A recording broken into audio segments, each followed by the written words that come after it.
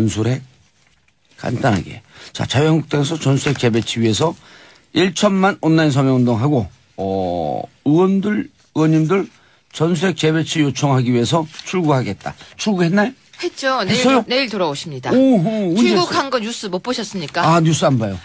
뉴스 보시고 그래도 진행을 하셔야죠. 아, 공정한 뉴스만 네. 골라봅니다. 네, 그렇게 말을 하는 거는 공정한 앵커로서의 자질이 부족한 겁니다. 저 부족해요. 부족하면은 예. 저는 어떻게 해야 됩니까? 지금 나가야 됩니까? 아니, 나가면 안 되죠. 저는 공정한 앵커와 방송을 같이 하겠습니다. 오늘 공정해 싸우셨어요? 주십시오. 공정해 주십시오. 화나셨어요? 아니죠. 화가 났죠. 왜냐하면 저보다 갑자기 네. 정말 둘이서 합창하듯이 저는 같은 당에서 오신 줄 알았어요. 그래요? 같은 더불어민주당? 오호.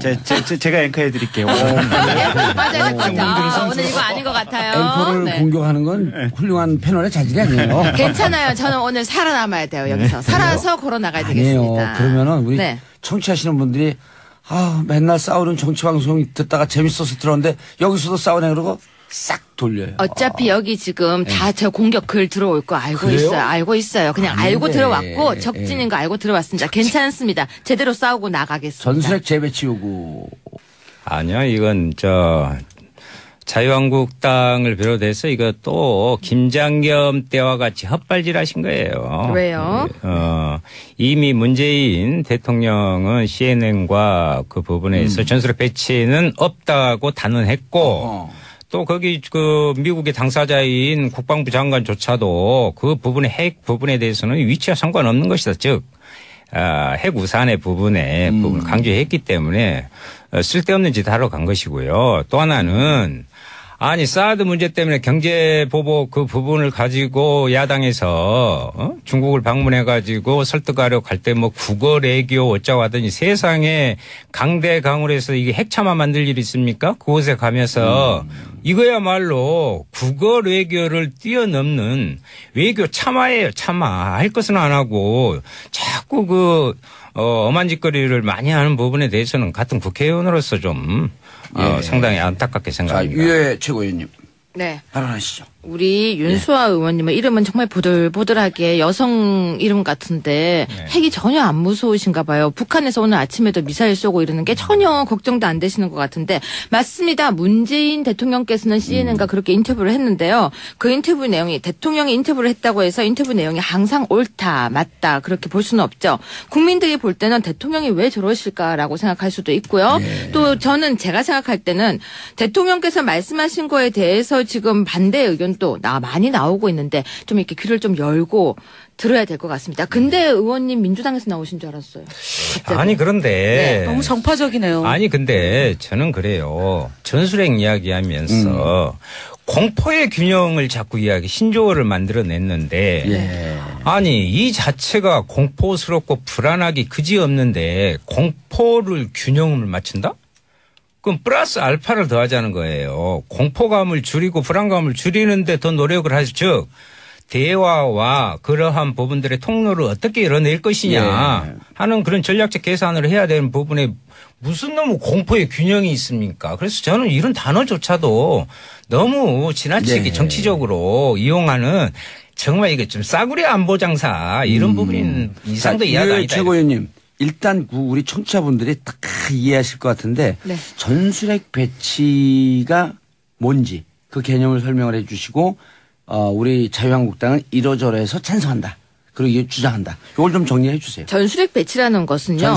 전술핵 배치라는 것은 일단 우리나라에 원래 되어 있었습니다. 아시잖아요. 그런데 그 당시에 다시 배치를 다시 철수를 했었고요. 그런 과정까지 설명하자면 내용이 길겠지만 지금 현재 핵과 관련돼서 이런 여러 가지 문제가 발생하니까 다시 그전과 똑같이 다시 하자는 건데 새로운 게 아닙니다. 예를 들어서 정말로 새로 하겠다는 것이 아니라 과거에 했던 것을 다시 하자는 건데요. 안보 무슨 싸구려 이런 얘기 하시는데 안보는 제일 중요한 건 맞습니다. 그리고 미사일이 6번째까지 핵실험을 하고 있고 한간에는 우리도 핵을 보유해야 한다는 이야기도 나오고 있습니다. 그런데 그 정도가 아니라 그냥 전술 핵 배치를 하자고 하는 건데 거기에 대해서 국민들이 만약에 찬성을 하고 예스를 한다면 하는 것에 대해서 공론화를 하고 할 수도 있는 건데 왜 그렇게 다들 거부를 하십니까? 안보가 불안하니까 전술 핵을 배치하자는 것이 국민의 의견이라면 듣는 것은 당연한 거 아닙니까?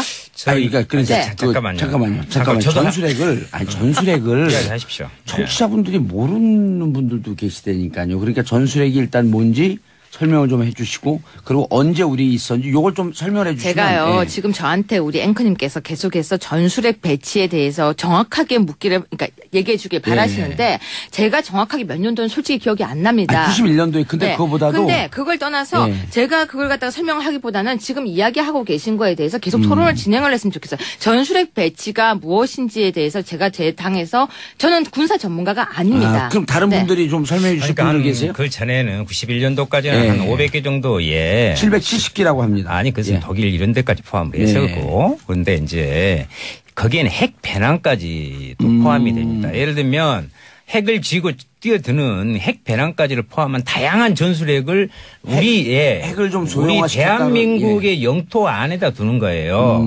그런데 이제 전략 핵이라는 부분은 핵 우산, 핵 확장 전략 이 부분은 실제로 괌이라든가 이런 부분에서 그 우산에 놓고 필요할 부분에 있어서 자기들의 핵 전략을 쓰겠다는 것인데 전술핵은 바로 여기다 들여놓겠다는 것이에요. 전술핵 배치를 한반도에 하자. 그렇지 않아도 지금 저 원전까지 지금 무서워가지고 지금 중단시키고 있는 판에 전술핵을 만약 여기에 배치해 놓으면 그걸 목표로 타격점으로 해서 군사적 타격을 하면 우리는 남과북 다 죽어요. 그런 위험한 발상이 어떻게 나옵니까? 그리고 전술핵 자체는요. 우리 뜻대로 되지 않는다니까요. 임동현 님이 우리 청취자분들이 이런 문자를 보냈네요. 전술핵 운영 주체가 어차피 미국이고 전시 작전권도 미국에 있는데 미국이 현재 제공하는 핵우산과 뭐가 다른 거죠? 굳이 한반도 비핵화를 깨면서 위기감을 고조시킬 필요 있나요? 그래서 저희가 이게 사대주의 발상이다라고 지적하지 않을 수 없는 게 지금 민주당의 입장이죠. 자유한국당에서 이철우 최고위원을 단장으로 해가지고 북핵 위기 대응 특위가 방미단으로 해서 13일 날 갔지 않습니까? 윤영석 의원, 강효상 의원, 앞서 얘기했던 이철우 단장, 그다음에 백승주 의원. 그리고 이제 그 국책자문위원장인 박정희, 그다음에 김태호 전 통일연구원장이 가셨는데요. 박정희가 아니고 박정희입니다. 박정희입니다. 그래서 2박 4일 갔는데 이게 그 무슨 조야에 그 소위 트럼프 대통령 또는 미국의 그런 핵심적인 이 일을 담당하는 분들을 만나는 게 아니라 연구단체와 만나서 좀 그 얘기를 하겠다라는 건데 일종의 퍼포먼스인데요.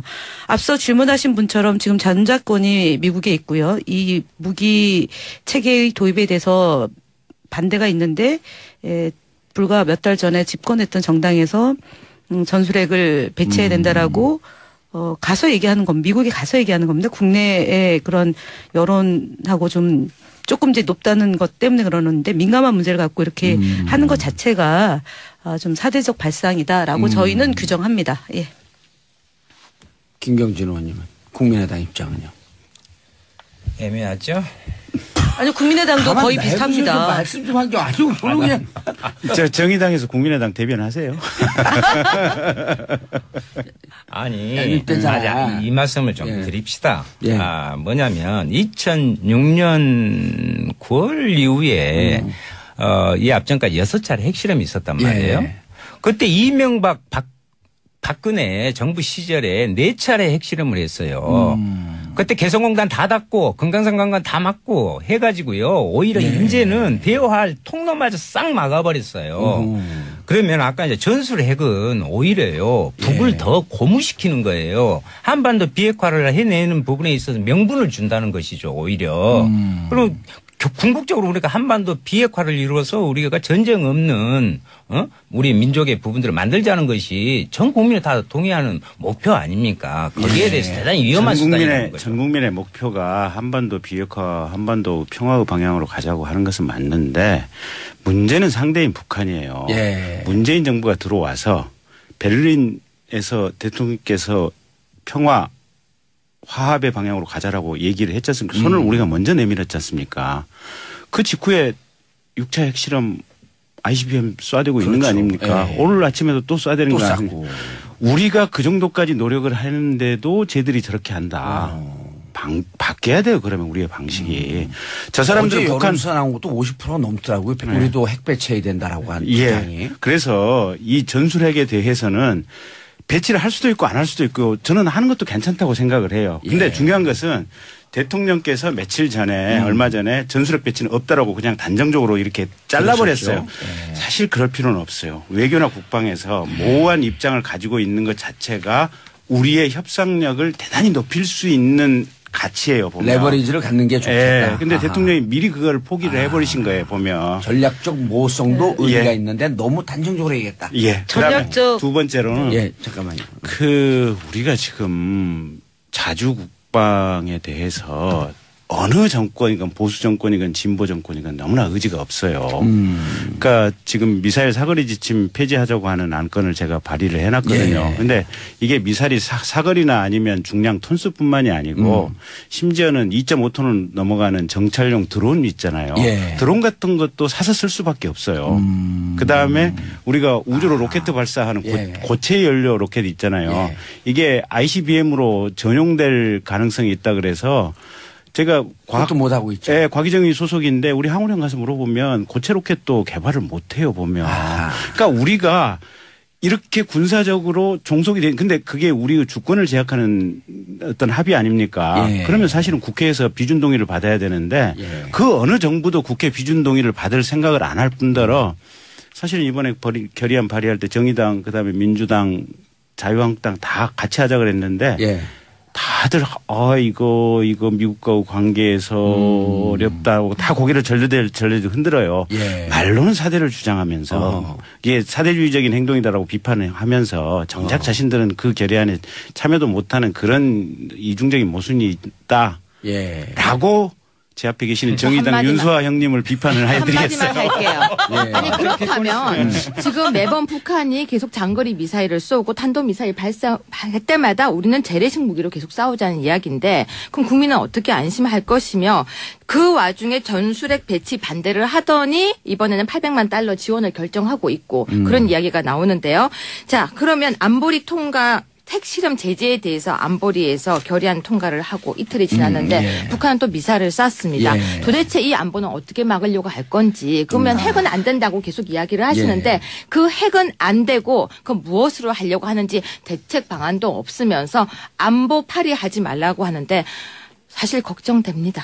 솔직히 그래서 말하면. 오늘 그 북한의 미사일 발사에 대해서 저희 합참도 상응하는 차원에서 북한 미사일 동시에 현무2 탄도미사일을 도발점인 순안 비행장 목표로 서해안으로 발사했습니다. 이것이 바로 문재인 정부의 즉각적인 대응이고요. 대통령께서 NSC 회의를 소집해서 이런 논의를 충분히 했고 군 당국의 대처가 긴밀하게 이루어졌습니다. 그래서 초당적인 협력과 대응 무엇보다 중요한 시기라고 봅니다. 전술핵 간단하게. 자, 자유한국당에서 전술핵 재배치 위해서 1천만 온라인 서명운동하고 의원님들 전술핵 재배치 요청하기 위해서 출구하겠다. 출구했나요? 했죠. 내일 돌아오십니다. 출국한 거 뉴스 못 보셨습니까? 뉴스 안 봐요. 뉴스 보시고 그래도 진행을 하셔야죠. 공정한 뉴스. 네, 그렇게 말을 하는 거는 공정한 앵커로서의 자질이 부족한 겁니다. 저 부족해요. 부족하면은 저는 어떻게 해야 됩니까? 지금 나가야 됩니까? 아니, 나가면 안 되죠. 저는 공정한 앵커와 방송을 같이 하겠습니다. 오늘 싸우셨어요? 공정해 주십시오. 화나셨어요? 아니죠. 화가 났죠. 왜냐하면 갑자기 정말 둘이서 합창하듯이 저는 같은 당에서 오신 줄 알았어요. 그래요? 같은 더불어민주당? 제가 앵커 해드릴게요. 맞아요. 오늘 이거 아닌 것 같아요. 앵커를 공격하는 건 훌륭한 패널의 자질이 아니에요. 괜찮아요. 저는 오늘 살아남아야 돼요. 여기서. 살아서 걸어 나가야 되겠습니다. 그러면은 우리 청취하시는 분들이 맨날 싸우는 정치방송 듣다가 재밌어서 들었는데 여기서도 싸우네 그러고 싹 돌려요. 어차피 여기 지금 다 저 공격 글 들어올 거 알고 있어요. 알고 있어요. 그냥 알고. 자, 유해 최고위원님. 네. 발언하시죠. 우리 윤수아 의원님의 이름은 정말 보들보들하게 여성 이름 같은데 핵이 전혀 안 무서우신가 봐요. 북한에서 오늘 아침에도 미사일 쏘고 이러는 게 전혀 걱정도 안 되시는 것 같은데 맞습니다. 문재인 대통령께서는 CNN과 그렇게 인터뷰를 했는데요. 그 인터뷰 내용이 대통령이 인터뷰를 했다고 해서 인터뷰 내용이 항상 옳다 맞다 그렇게 볼 수는 없죠. 국민들이 볼 때는 대통령이 왜 저러실까라고 생각할 수도 있고요. 또 저는 제가 생각할 때는 대통령께서 말씀하신 거에 대해서 지금 반대 의견 또 많이 나오고 있는데 좀 이렇게 귀를 좀 열고 들어야 될 것 같습니다. 근데 의원님 민주당에서 나오신 줄 알았어요. 갑자기. 아니 그런데 너무 정파적이네요. 아니 근데 저는 그래요. 전술핵 이야기하면서 공포의 균형을 자꾸 신조어를 만들어냈는데 아니 이 자체가 공포스럽고 불안하기 그지없는데 공포를 균형을 맞춘다? 그럼 플러스 알파를 더하자는 거예요. 공포감을 줄이고 불안감을 줄이는데 더 노력을 하죠. 즉 대화와 그러한 부분들의 통로를 어떻게 열어낼 것이냐. 들어왔고 적진인 거 알고 들어왔습니다. 괜찮습니다. 제대로 싸우고 나가겠습니다. 전술핵 재배치 요구. 아니요. 이건 자유한국당을 비롯해서 이거 또 김장겸 때와 같이 헛발질하신 거예요. 왜요? 이미 문재인 대통령은 CNN과 그 부분에서 전술핵 배치는 없다고 단언했고 또 거기 그 미국의 당사자인 국방부 장관조차도 그 부분의 핵 부분에 대해서는 위치와 상관없는 것이다. 즉 핵 우산의 부분을 강조했기 때문에 쓸데없는 짓 하러 간 것이고요. 또 하나는 아니 사드 문제 때문에 경제 보복 그 부분을 가지고 야당에서 중국을 방문해 가지고 설득하려 갈 때 뭐 국어 외교 어쩌고 하더니 세상에 강대강으로 해서 이게 핵참화 만들 일이 있습니까? 그곳에 가면서 이거야말로 국어 외교를 뛰어넘는 외교 참화예요. 참화. 할 것은 안 하고 자꾸 엄한 짓거리를 많이 하는 부분에 대해서는 같은 국회의원으로서 좀 상당히 안타깝게 해야 한다는 이야기도 나오고 있습니다. 근데 그 정도가 아니라 그냥 전술 핵 배치를 하자고 하는 건데 거기에 대해서 국민들이 만약에 찬성을 하고 예스를 한다면 하는 것에 대해서 공론화를 하고 할 수도 있는 건데 왜 그렇게 다들 거부를 하십니까? 안보가 불안하니까 전술 핵을 배치하자는 것이 국민의 의견이라면 듣는 것은 당연한 거 아닙니까? 잠깐만요. 전술핵을 이야기하십시오. 청취자분들이 모르는 분들도 계시다니까요. 그러니까 전술핵이 일단 뭔지 설명을 좀 해주시고 그리고 언제 우리 있었는지 요걸 좀 설명해 주시면. 제가요 지금 저한테 우리 앵커님께서 계속해서 전술핵 배치에 대해서 정확하게 그러니까 얘기해 주길 바라시는데 제가 정확하게 몇 년도는 솔직히 기억이 안 납니다. 91년도에 근데 그거보다도. 근데 그걸 떠나서 제가 그걸 갖다가 설명을 하기보다는 지금 이야기하고 계신 거에 대해서 계속 토론을 진행을 했으면 좋겠어요. 전술핵 배치가 무엇인지에 대해서 제가 제 당에서 저는 군사 전문가가 아닙니다. 그럼 다른 분들이 좀 설명해 주실 분들 계세요? 그 전에는 91년도까지는 한 500개 정도에 770개라고 합니다. 아니 그것은 독일 이런 데까지 포함해서고 그런데 이제 하는 그런 전략적 계산을 해야 되는 부분에 무슨 너무 공포의 균형이 있습니까? 그래서 저는 이런 단어조차도 너무 지나치게 정치적으로 이용하는 정말 이게 좀 싸구려 안보 장사 이런 부분인 이상도 이해가 아니다. 최고위원님.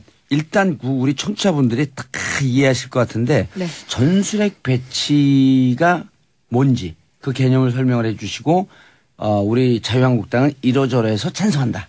그리고 이게 주장한다. 이걸 좀 정리해 주세요. 전술핵 배치라는 것은요.